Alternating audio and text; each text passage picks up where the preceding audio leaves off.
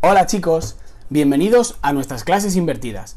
Vamos a empezar con el punto 1 del segundo tema, que es el nacimiento del Islam. Antes de ponernos a hablar de cómo surgió el Islam, me gustaría que pensarais una cosa, si el Islam es algo conocido o desconocido. En realidad, todos tenéis algún conocido musulmán. Por ejemplo, este. ¿Qué te pasa? No, ¿qué te pasa?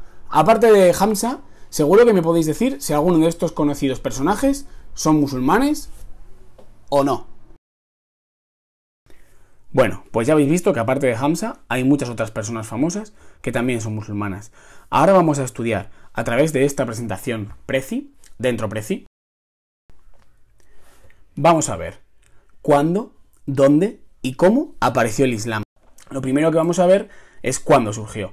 En estas tres líneas del tiempo tenéis comparadas las épocas del Imperio Bizantino, el Islam y el Imperio Carolingio. Y podéis ver que el Islam surgió entre el esplendor del Imperio Bizantino, o sea, el reinado de Justiniano y Teodora, y la llegada de Carlomagno al imperio en el año 800, año en el que fue coronado emperador.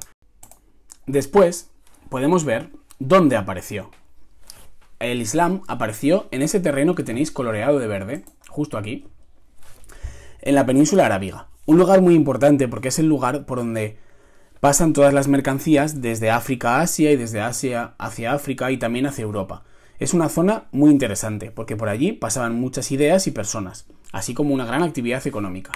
Es un territorio curioso, geográficamente hablando, porque, como supongo que sabéis, es un desierto y básicamente tiene solamente tres ámbitos. El desierto, las ciudades, que eran dos, Medina y la Meca, y nada más, y las montañas. Esto va a determinar el tipo de relaciones que tenían las personas que vivían allí. En la Arabia de antes de Mahoma, todo el territorio estaba ocupado por tribus que se llevaban muy mal y estaban en constantes guerras entre ellas. Vamos a ver cómo Mahoma aprovechó esta situación para crear unidad y una nueva religión y un nuevo impulso conquistador que con el tiempo llegaría a conquistar todo el norte de África y el sur de Europa.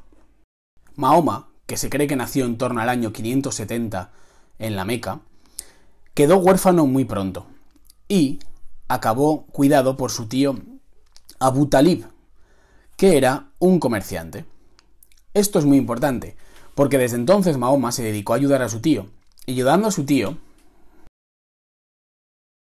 Mahoma hizo un montón de viajes, desde Medina hasta la Meca, desde la Meca hasta Medina, y también hacia el norte, hacia Palestina y hacia el Imperio Bizantino.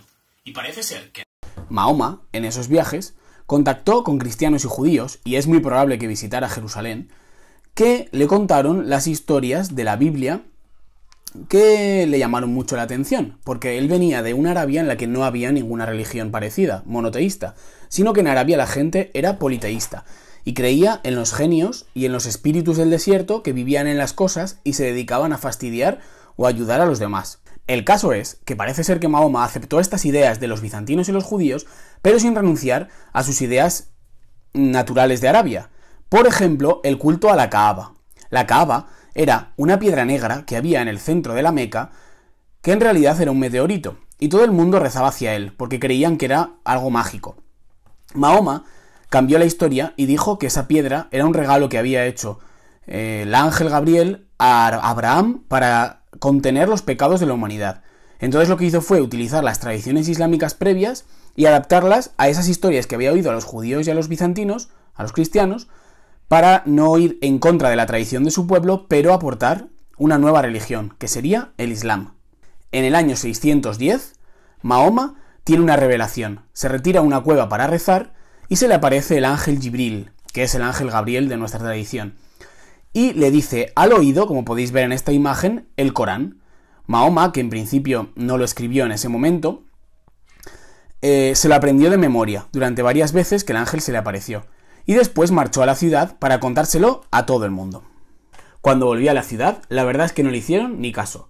Y todavía menos cuando intentó que, según le había dicho el ángel, la gente dejara de adorar a las estatuillas que la tribu de los omeyas vendía en sus puestos cerca de la Kaaba.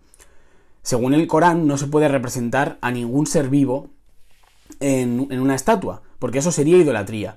Así que todos los comerciantes de la Meca, que básicamente vendían de vender estatuillas a la gente que peregrinaba al meteorito, se pusieron en su contra y en el año 622, después de un absoluto fracaso de varios años predicando el Corán, sin que nadie le escuchara, tuvo que huir y escapar a Medina, en lo que se conoce como la Égira, el viaje. Y ese es el año 622, en el que los musulmanes empiezan a contar el calendario. En Medina, las ideas del Islam fueron acogidas con más agrado, básicamente porque iban en contra de los comerciantes rivales de la Meca.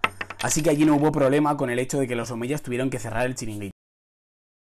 Mahoma empezó a formar una comunidad islámica, con un concepto muy importante que a todo el mundo atrajo, por encima, quizá, de las propias ideas sobre Dios que les estaba diciendo. Era el concepto de umma. La umma, en el Islam, es la idea de comunidad. Y según esto, Dios quiere que toda la humanidad forme parte de una sola comunidad, llamada umma, que está por encima de razas, de tradiciones, de nacionalidades, de países, y que debe unir a todo el mundo. Esto en el ambiente de Arabia, en el que todas las tribus estaban peleando entre sí y se odiaban y las venganzas iban cada vez a peor, enseguida hizo entender a la gente de Medina que el Islam era una buena idea. Así que junto a la idea de paz y de comunidad, aceptaron todas las ideas que el ángel habría dicho a Mahoma. Mahoma, aprovechando que sus ideas habían sido bien acogidas, empezó a contraer matrimonios con hijas de diferentes tribus de Arabia, de manera que todas las tribus de Arabia que estaban discutidas con él acabaron siendo familia suya, y eso creó un vínculo que impidió también las guerras y los centró alrededor de la idea del Islam. En torno al 530, cuando la mayoría de las tribus estaban de su lado, se lanzó a la conquista de la Meca. Consiguió vencer y destruir el santuario de las estatuillas omeyas, pero mandó a todos respetar la Kaaba, y desde entonces el lugar de oración de los musulmanes dejó de ser Medina para pasar a ser la Meca, y así toda la tradición preislámica de antes de que él naciera se conservó adaptándose a los nuevos tiempos del Islam. Ser musulmán es bastante fácil, básicamente consiste en cumplir 5 cosas. La primera de ellas es la profesión de fe. La profesión de fe sería algo así como nuestro credo. Los musulmanes tienen que decir Ashhadu an ilaha illa Allah wa ashhadu anna Muhammadan Rasulullah, que quiere decir no hay Dios sino Dios y Mahoma es el profeta de Dios. Si dices eso 3 veces te conviertes en musulmán, pero tienes que decirlo de corazón. Los propios cadís o jueces islámicos determinaron que si te obligan a decirlo, no vale. El segundo precepto es rezar 5 veces al día. A lo mejor te puede parecer que 5 veces son muchas, pero ¿cuántas veces tiene que rezar un cristiano?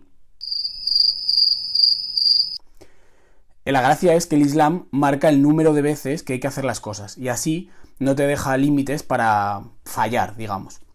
El tercero es practicar la limosna. Los musulmanes dan limosna de forma obligatoria a la mezquita, y la mezquita lo reparte entre los pobres. ¿Cuántas veces tiene que dar limosna un cristiano? Ser musulmán es bastante fácil. El cuarto de los preceptos del Islam, de los 5 básicos, es peregrinar a la Meca al menos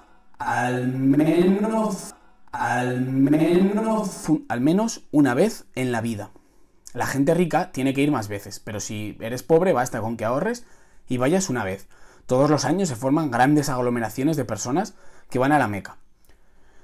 Por último, los musulmanes tienen que hacer el mes de Ramadán, que consiste en que durante este mes del año, ellos llevan un calendario lunar que no es exactamente como el nuestro, tienen que estar durante las horas de sol sin comer ni beber, ni fumar, ni tener relaciones sexuales. Es una forma de acordarse cada vez que tienen hambre o tienen sed o les apetece hacer alguna de estas cosas, de que tienen que acordarse de Dios y dar gracias. Como os decía, el Islam es bastante adaptable. Si por ejemplo un obrero tiene que trabajar en julio y cae el mes del Ramadán, puede beber agua y hacer el Ramadán en otro mes que le venga mejor. O si por ejemplo un futbolista tiene la Copa del Mundo, como sería Benzema, por ejemplo, puede no hacer el Ramadán y hacerlo en otro mes que no sea el que lo está haciendo toda la comunidad islámica. Bueno, espero que hayáis aprendido alguna cosa del Islam. Seguimos trabajando en clase. ¡Hasta luego! Uy, perdonad, he vuelto porque se me había olvidado despedirme como a la manda. ¡Assalam alaikum!